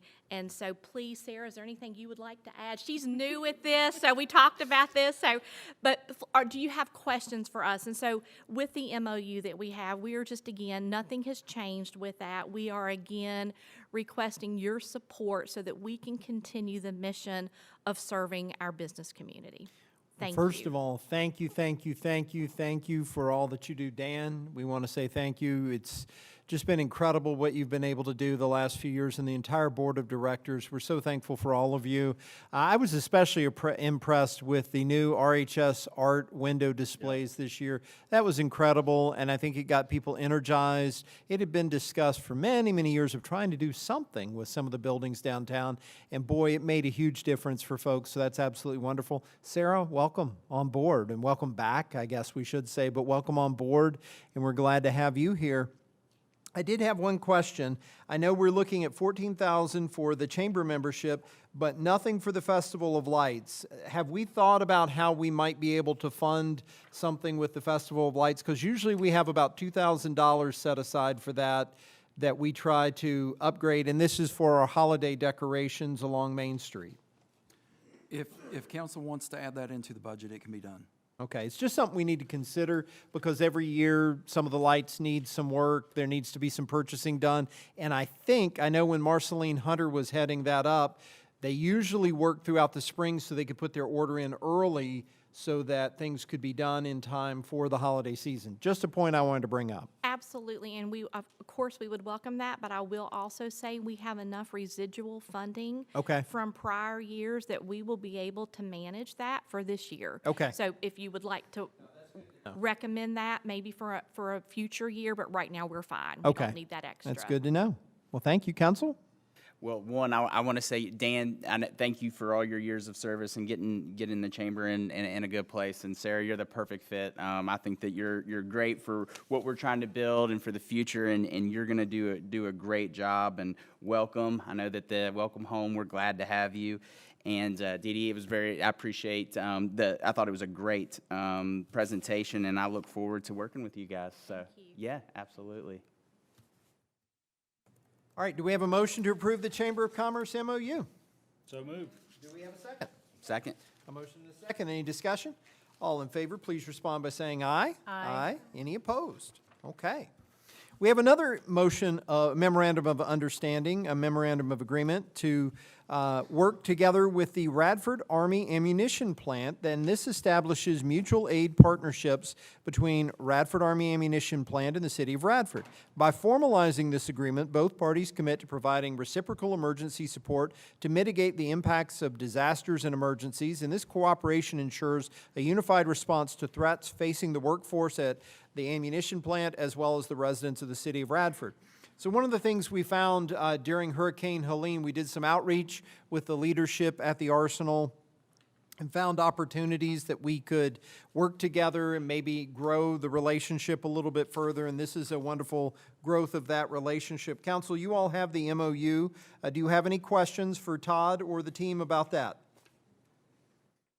Do we have a motion to accept? We have a motion. Do we have a second? Second. A motion and a second. Any discussion? All in favor, please respond by saying aye. Aye. Any opposed?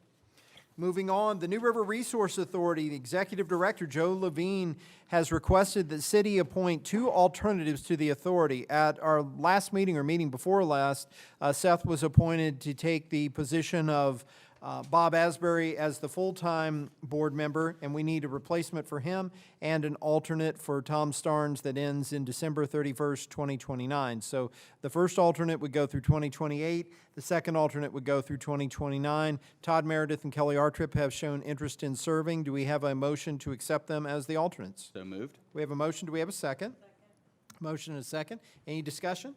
All in favor, please respond by saying aye. Aye. Any opposed? We also need to consider a resolution to allow Patrick County to participate with the New River Resource Authority. Council, do you all have any questions regarding that agreement?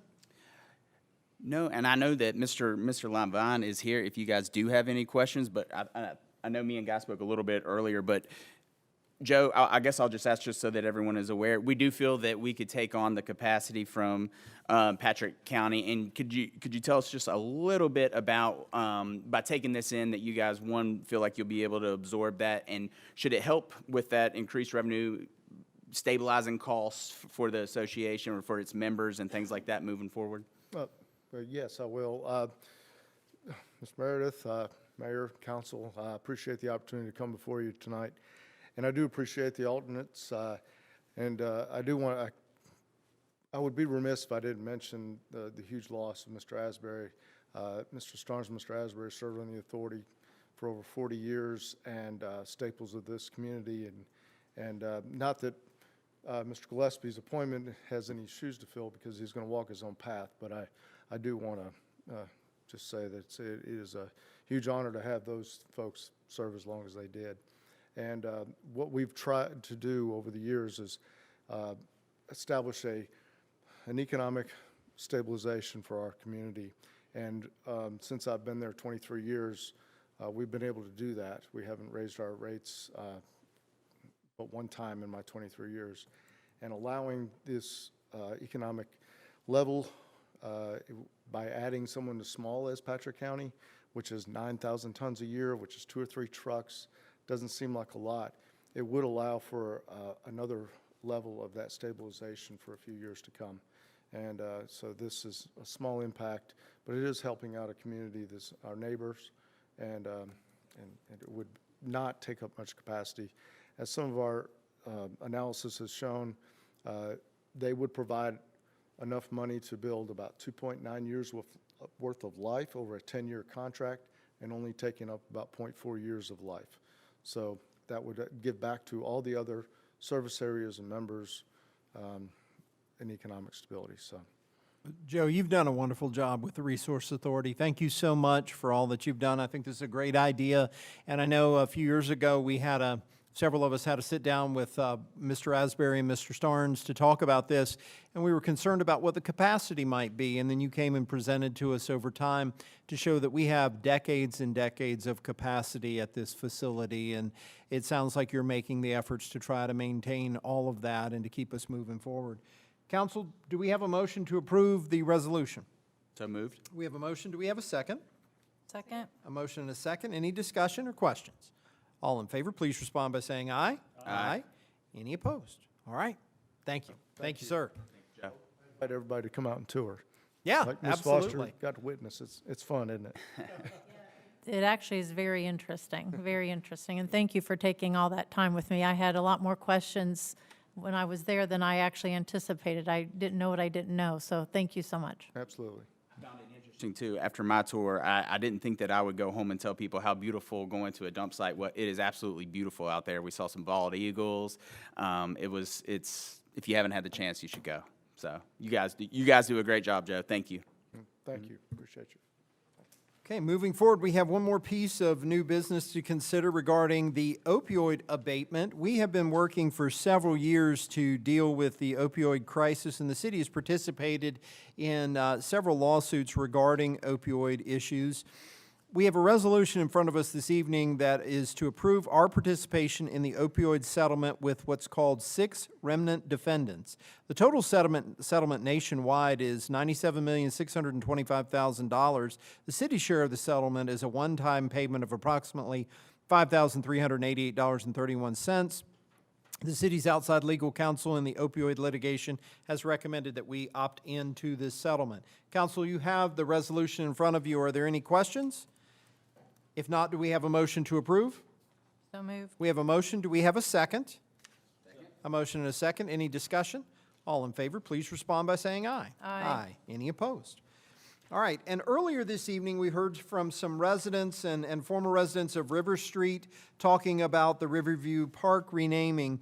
When Bud Jeffries, Colonel Lewis Ingalls Bud Jeffries, passed away earlier in the year, we wanted to come together to try to find some way to recognize him. Ingalls Farm is located right next to Riverview Park, and he was a significant outdoorsman and someone who really cared about all the wonderful outdoor assets in our community, preservation and utilization of natural resources. And so it was brought up that possibly renaming Riverview Park to Lewis Ingalls Bud Jeffries Riverview Park, so it maintains the Riverview Park name, but would include the Colonel's name as well. That was approved by the Parks and Recreation Commission at their March meeting. Council, based on what we've heard this evening, what's your pleasure?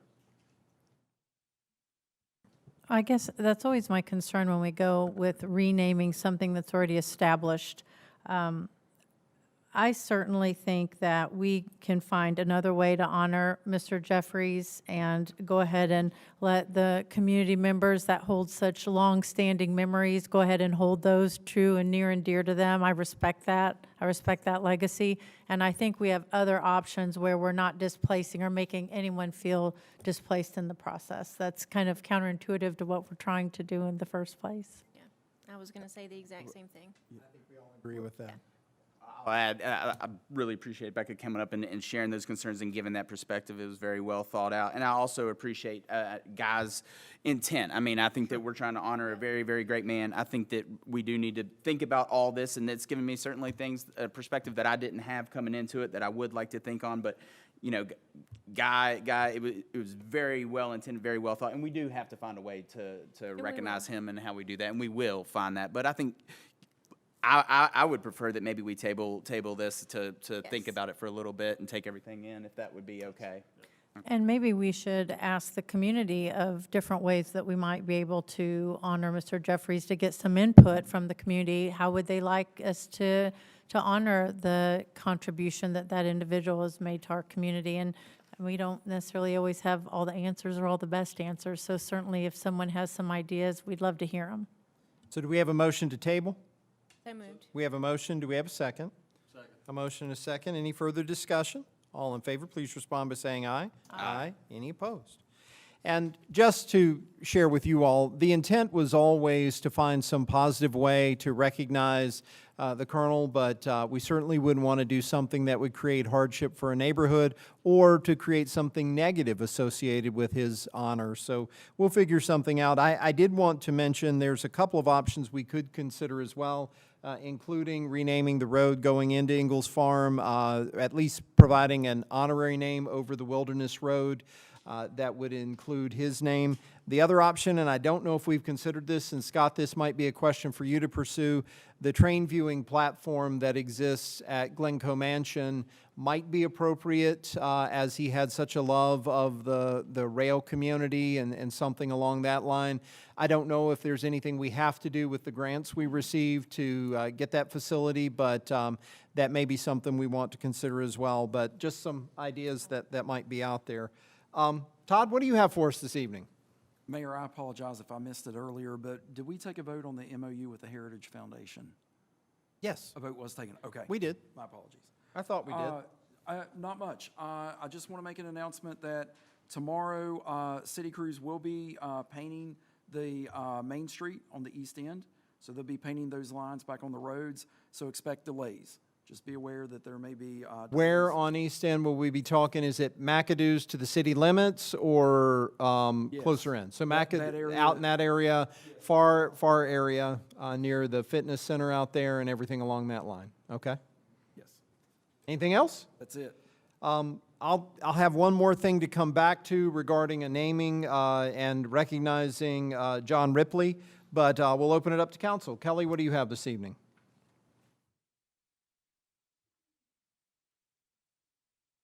I don't have a whole lot. I was going to mention, that there's going to be Rad Talks tomorrow at Glencoe, but you already mentioned it, so thank you for that. They're going to talk about Radford history, and it is catered, so you guys come out and listen to that great talk. I do want to say thank you to all the citizens that came out. We don't know how you feel unless you come and tell us or you send us an email, and so we appreciate your concerns. This is a perfect example of someone coming out and letting us know something that is very important to you all that we would have never known about unless you came to speak. So I really appreciate Rebecca and her family for letting us know how important that area is to you, and I love your analogy of telling stories and keeping memories. That is very dear to my heart, so I appreciate us being able to give you back those memories to keep them for years to come. And to everyone else that came out, I know that it's difficult to come and speak about things that you're passionate about that don't seem to change. We do hear you, and we do try to understand where you're coming from and things that are bothering you, and we do make a concerted effort to help in any way that we can, even though you may not get the answers that you want at that council meeting. We do talk about it afterwards. We do talk to our resources at the city and try to answer anything that you can and make changes that will help. I want to say congratulations to our police department and Officer Height for being honored for your certified crime prevention community. You guys do an amazing job every single day for us, and there isn't enough acknowledgement that I could give you guys for all that you do. So congratulations on that. I'm constantly amazed at everything that Glencoe does. It's very impressive, and one of my favorite things annually is the flag presentation that you guys do. So if you can donate, I donate several flags every year, and it's just breathtaking for so many months. It's one of my favorite things about Radford.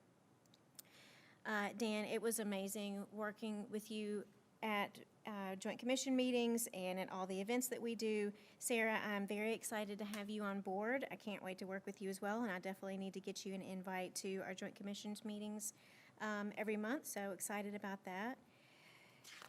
And I need to make an appointment to take a tour of this amazing resource authority. So Joe, I'm gonna hit you up and look for time we can get that done. That's all I have, I think. Jesse, what do you have? Well, I'm going to try not to be redundant, but I do want to thank everyone for coming out and sharing your opinions and your viewpoints on things. It's very important that we do hear those. We are your neighbors. We are going to see you in the grocery. So just know that, I know when I'm out and about, I have people communicating with me, and please don't stop. You can email me, call me. I've had several people walk by when they're walking past my house, and that's great too. So let's keep the lines of communication open, and just know that every single one of us up here, we are citizens of this community, and we care. We are not, I've heard someone talk about the government. We are not some huge government entity with offshore Swiss accounts somewhere. We're your neighbors, we're your friends, we're the same people that you saw at the ballpark. It's still just us trying to do the very best we can for our community. I wanted to just review a few things about the Tribute to Heroes, just to give a little bit more perspective on it. It is a partnership between Radford Noon Rotary and the Glencoe Mansion. It's the flags will be displayed from Memorial Day through September 11th. I think it's important for folks to know where the funds that are raised, where they end up going. They go to scholarships for Radford High School students attending RU. They go to Rotary initiatives. They go to support Glencoe, Radford Fairlawn Daily Bread, Elf Shelf, Women's Resource Center, Vittles for Vets, VFW, Shelter Box, Sunset Park, and the Wheelchair Foundation. We are looking for corporate sponsorships. So we have the $50, of course, if you want to honor a loved one, a first responder, a hero with their name on a flag, but we also need those corporate sponsorships. Bronze is $250, silver is $500, gold is $1,000, platinum is $2,500. If you want more information, you can call 540-731-5031 or email info@glencoemansion.org. You're welcome, Scott. So this last month, since we last spoke, some of the things that committees, boards that I've been in attendance to, the Department of Social Services, the Chamber. I want to also welcome Sarah. She's going to be a great asset to the Chamber, and to just thank Dan for all of his years of service to our community, not just the Chamber. I want to mention the golf outing. It is going to be Monday, May 18th at Pete Dye River Course at 1 o'clock. Get your team together. We'd love to see you out there. I had a Tribute to Heroes meeting. We had an amphitheater meeting. Kelly and I think most of us were here, and we attended the grand reopening of our Bark Park. So that is very exciting. We love to see that up and going. And really, that's all I have this evening. And again, just to thank everyone that had the courage to come up and speak. I know that's not an easy task, so thanks again. Thank you, Jesse. Seth, what do you have? Yeah, well, I'll pick up with where Jesse left off. Unfortunately, I didn't make the Bark Park, but I did want to give Charlie and his team a big kudos for all of that. And I know we shared a picture of the shelter that it was put up, and that looks great. It's highly utilized, and I know so many people have reached out to me, and they're really excited about that. So thank you for your team. I know, and I know I'll leave somebody out. There was a lot of people that went in that. Don Green rolled up his sleeves and did a lot of stuff. So appreciate everybody that made that happen. It's nice to see some life coming back down at Bessette Park. I think it's good for everybody, and we still have a ways to go, but it's starting to get back to the way it was, and I think that's good for everybody. I also wanted to thank Rodney for giving me a tour of the fire department. I went out there and had a really nice tour, was able to look at some of the things that they do, some of the efficiencies that they're looking to do, and I learned a lot. I'm looking forward to, he promised me he was going to give me a river cruise on their boats, so I'm gonna line that up. But thank you to them, appreciate all they do, appreciate them taking the time to show me around and let me learn a little bit more about what they do and how they do it. Also, Easter egg hunt was a huge success. My kids had a big time. Big shout out to Kim Repass and the whole team that made that happen. It was a huge turnout. The Easter Bunny was a hit with my son, and my daughter's probably still having nightmares. So it was a little mixed reaction on that, but we had a good time, and it was a great event. So it was good to see all those people in the park.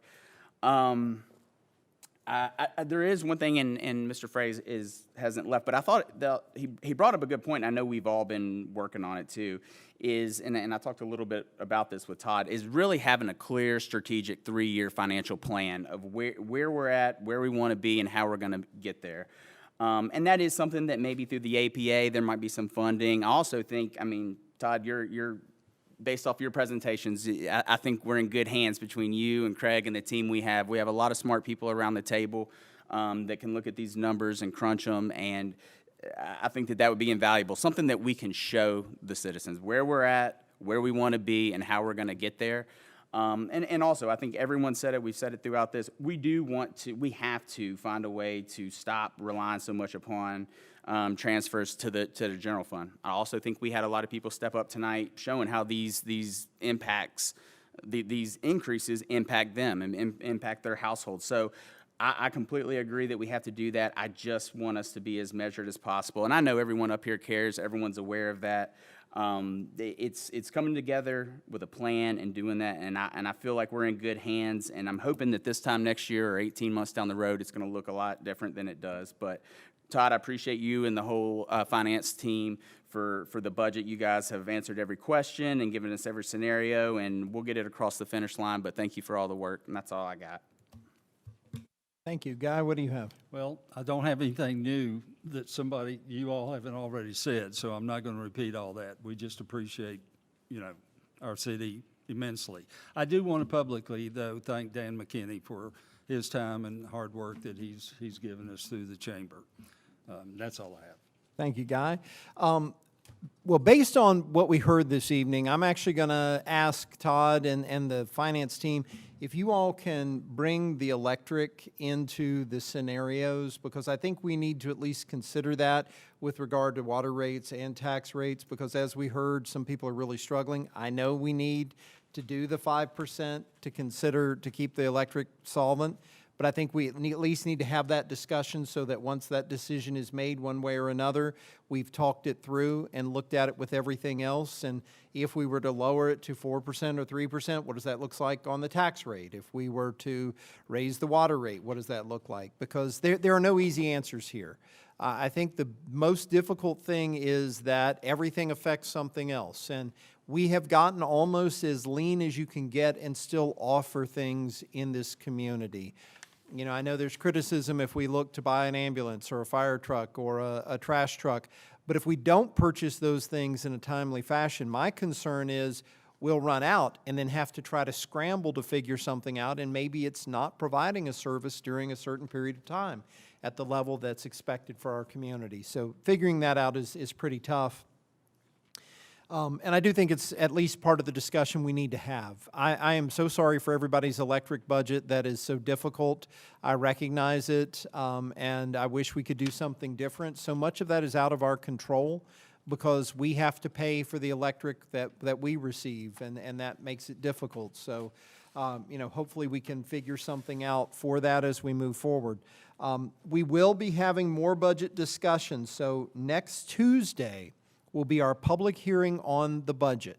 That is going to be a time where we review all this. We'll probably spend maybe even upwards of an hour before we actually have the citizen comment portion of the public hearing talking through all of this that we've just talked about tonight to give you a good understanding of where we are so that you can make comment at that point in time. We will have a first reading of the budget that night. The law requires us to then have a second reading of the budget a week later. Changes can be made, but it really starts to get dialed in after that first reading because it's difficult to make a lot of changes on the fly. It's not impossible, but just so that you're aware, a lot that's going to happen. April 21st is an important day. I know that's Election Day. You can early vote through Saturday the 18th. You can vote on Election Day as well. So I don't want anybody to forget that, but we also don't want to be inconsiderate. And that meeting is at 6 p.m. on the 21st. Council, I'll just recommend that we go on and plan to have the budget meeting, a budget meeting prior to the April 27th meeting. I think that'll be worth it. If we get to the 21st, nobody has anything to say and we're fine, we could potentially cancel it. But let's plan on that for 6 o'clock on the 27th, just so that we're good. Is that okay with everybody? Because we still got a lot that's up in the air, and I don't want us to feel rushed on the 28th, so we can make sure that happens. I wanted to speak about Colonel John Ripley for just a moment. As you may know, he is likely to be awarded the Medal of Honor. The Congress has passed that opportunity for him. It is with the White House now. We're just waiting for that last component of that piece to go through.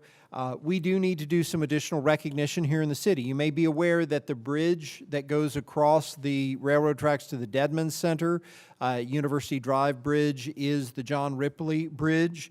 and we've worked on some signage for that should go up. There was a suggestion that we look at potentially a highway marker type sign that would showcase his achievements, his honors, and things along that line. There's a plaque that already exists on the bridge that will either need to be added to or completely amended, and we've got to figure that out. And then one other piece, we have his portrait hanging in the lobby of City Hall here, and we need to consider something that's a little more elaborate. There's a very small plaque on that portrait, but something that might be a little more of an explaining plaque of what he did in his life. Might ask Scott and Glencoe to help us with that as part of the history of the city so that we get the wording exactly where it needs to be, and we can work with the VFW and the American Legion to make sure we're good on all of that if we can. And maybe it would be appropriate sometime this year to do a display in Glencoe Mansion regarding Colonel Ripley, especially since he's making history even as we speak with being a Medal of Honor recipient. I'll just add one more thing. I appreciate everybody coming out. There are no easy decisions up here on this council dais. We were spoken about regarding tax increases. I don't think anybody likes to increase taxes, but back in 2018, and I have the letter, but I'm not going to read it this evening, Dr. Bruce Chase had actually advised the council. That was before the election that year, so Jesse and I weren't on council yet. None of the current members were on council. But it was advised that we stop relying on reserves, stop relying on transfers, and really focus on making the revenue lines for the general fund be the most robust that they can be so that that budget can balance not only with the funds that are received in that year, but that we stop raiding the enterprise funds to be able to get there. That's a goal, and I agree that we need a multi-year plan. One of the pieces that I'll offer in addition to that, and this is something we've been trying to work on, but there's been a lot of impediments to get us there, is an overall strategic plan for the city as part of that, because the spending is just one component. The revenue is just one component, getting our finances in order, but having our priorities in place as to what we want in terms of economic development, in terms of tourism, in terms of our different departments for the city working toward that document. That's a big, heavy lift. But I think that's something we can work on in conjunction with a multi-year plan for our financial picture, because all of those pieces, if they're priorities for the city, have to be funded at some level. And we have to figure out where that falls in the priority line with our funding capacity. So that's something that once we get through budget season, I'd like for us to sit down and consider. We could maybe even have some special work sessions to address that. The last thing I'd like to address, I know we're working to try to determine exactly the taxes that the university community pays to the city so that there can be a better understanding of that. Commissioner of Revenue and I have been talking. I think she's going to try to get all that information to Todd so that that can be shared. It was brought up about attendance tax and taxes regarding entertainment. I did find some law out there that said that colleges and universities typically didn't have to collect that. I don't know if that's accurate. That's something we've got to further explore to see. But that would have a bigger impact as well, because anything related to like a movie ticket or any athletic event potentially at the high school could be impacted by that as well if we were to put that tax out there. So I appreciate the suggestion. We'll have to take a look at that, and we'll ask our commissioner if she can help us with that a little bit, and we'll go from there.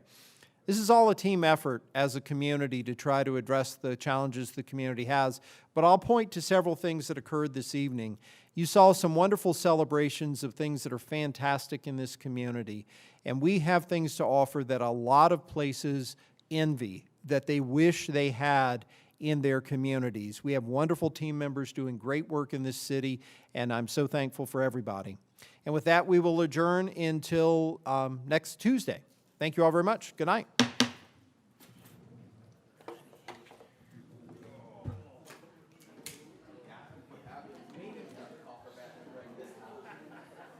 Okey doke.